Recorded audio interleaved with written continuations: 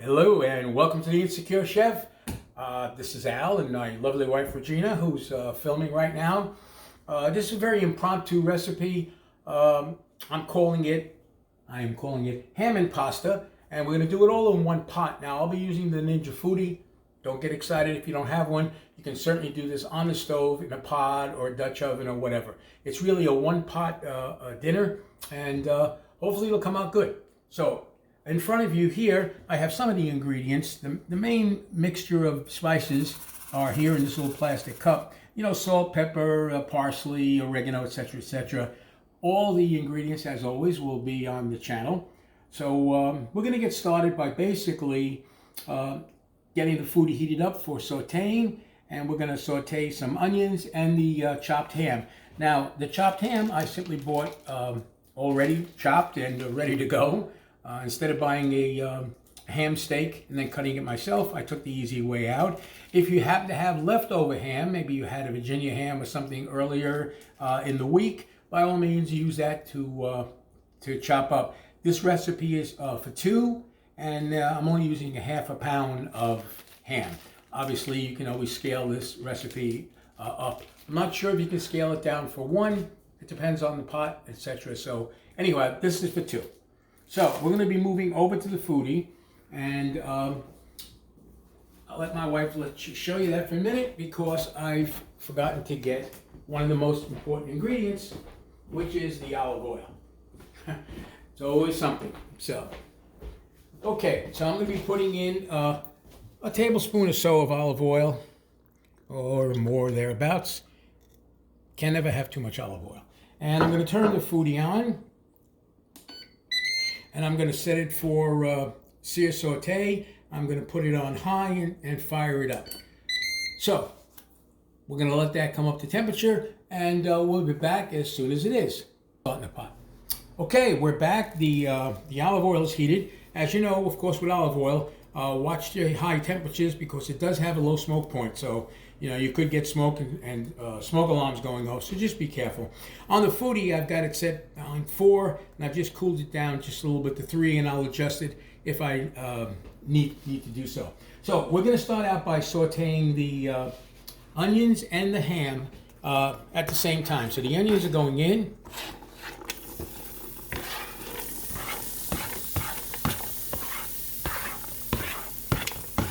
Get them all over this plate. I'm probably giving you nothing but a green screen.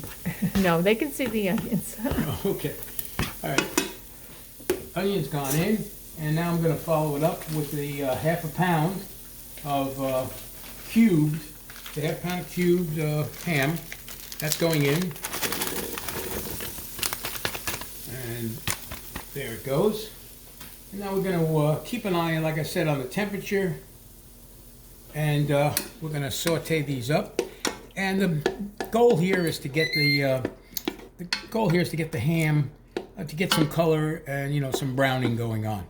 So let me get this started, and again, trying to be respectful of your time. I'm not going to let you sit here and watch me do this. As soon as this really starts to brown up, we'll come right back. Okay, all right, so this has been cooking about 5-7 minutes, maybe a little longer, not sure. The onions are nice and soft now. So I'm going to continue now the process. The next thing that's going to go in is a half teaspoon of minced garlic. Let me get that going in there. All right, half a teaspoon minced garlic. That's in there. I'm going to stir that around. Just, whoa! I was attacked by the garlic.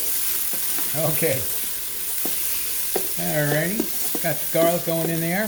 And now I'm going to be adding all the seasonings that are in there. And again, you know, you'll see them on the channel. That's, you know, the salt, pepper, parsley, basil, oregano kind of thing. That's going in. Alright. Giving that a stir.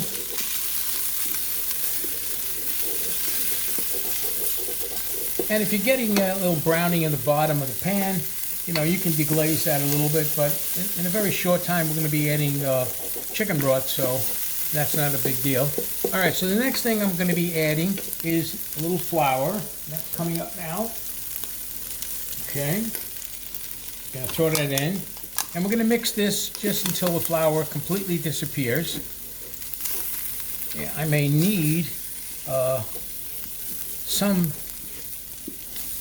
deglazing right now, but we'll see. But anyway, I'm just going to turn this going around so that all the flour disappears. And now we're going to be stirring in the broth. Now, just be careful as you put the broth in. You want to go slowly because you don't want to clump up the flour. So I'm going to do this in about a quarter of a step.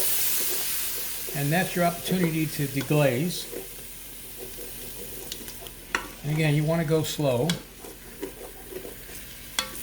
Sure smells good. All right, going around nicely in here. All right, we're not picking up any clumping, which is good.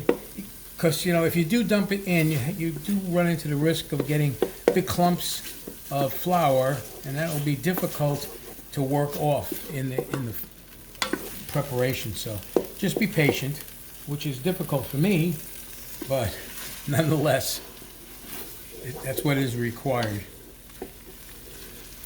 All right, a little more.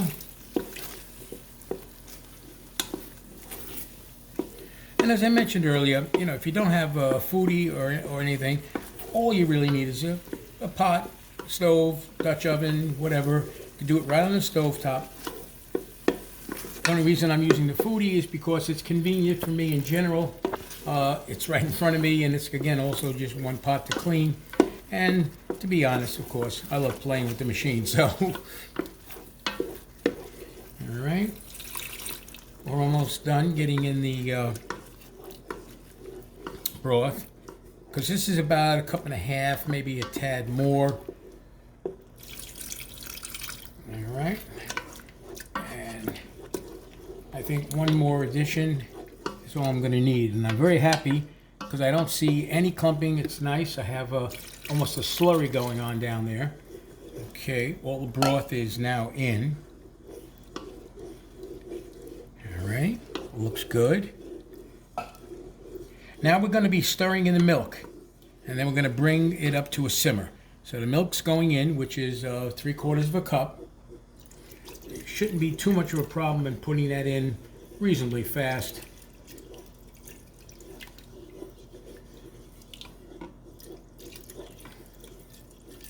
And I'm going to raise the foodie temperature to high now, because we do want this to come to a simmer. Okay.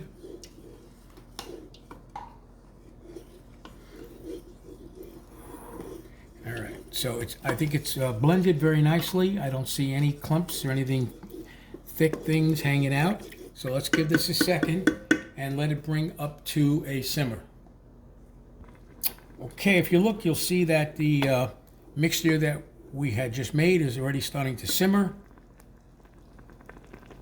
And at that point now, I'm going to add the pasta. This is about 6½ ounces of penne. Pasta's in. Give that a good stir.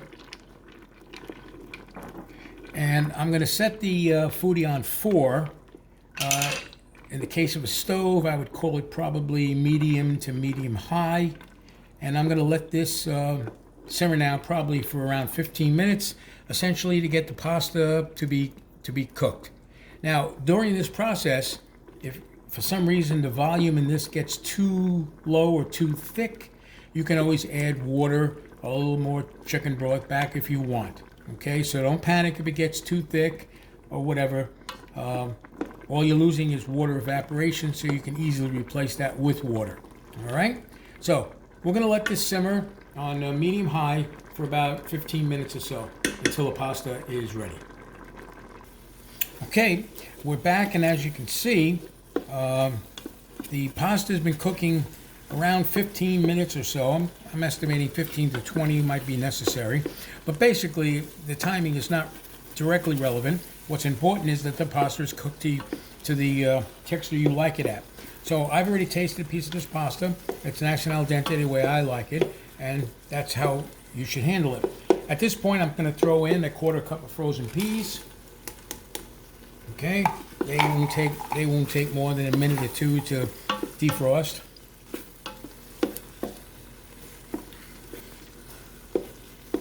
Okay, let them simmer just a bit.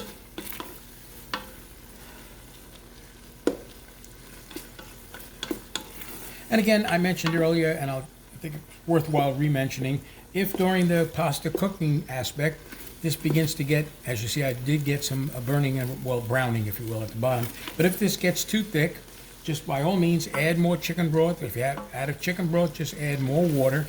It's not going to affect the taste, because all you're losing is water vapor, and all you're putting back in then is water itself.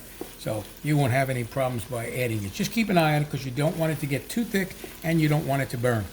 Okay, with that, the peas should be ready to go. And I'm going to now add the last ingredient, which is the quarter cup of grated Parmesan cheese.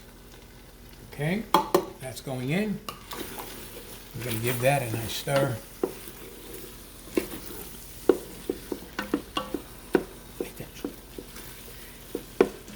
My wife is house cooking. Okay, if you look down in there, get a good look. Once that cheese all goes in, the product is done. I'm going to shut down the foodie. In your case, you would be taking it off the gas. One good last stir. And I'm going to take my ladle here. This wonderful ladle my wife bought me. It's bent perfectly to work in the foodie, because it is made by Ninja. How ingenious are they? I'm going to put this in here. And, if you will, there's your dish. You can certainly garnish it with a little parsley if you like, or whatever else you'd like to add on top. But I think this is going to be a very tasty dish.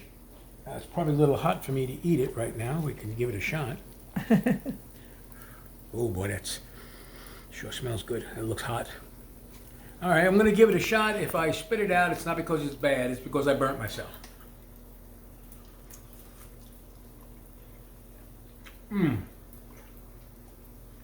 Yes, I'd have to say, that is very delicious.